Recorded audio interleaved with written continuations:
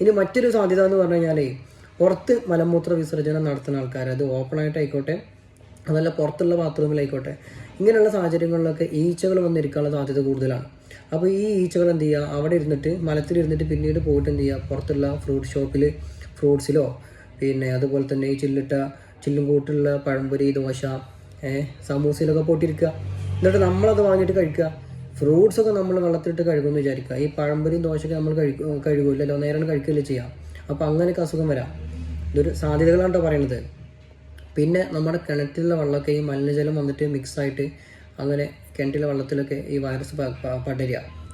അതിപ്പോൾ ഈ പറഞ്ഞ പുറത്ത് അസുഖം ബാധിച്ച ആൾക്കാരുടെ ഡയപ്പർ പുറത്തേക്ക് വലിച്ചെറിഞ്ഞിട്ടോ അല്ലെങ്കിൽ പുറത്തുള്ള ഈ വിസർജ്യത്തിലൊക്കെ തട്ടി വെള്ളം ഒഴുകി വന്നിട്ട് കിണറ്റിൽ ചാടിയാലും മതി.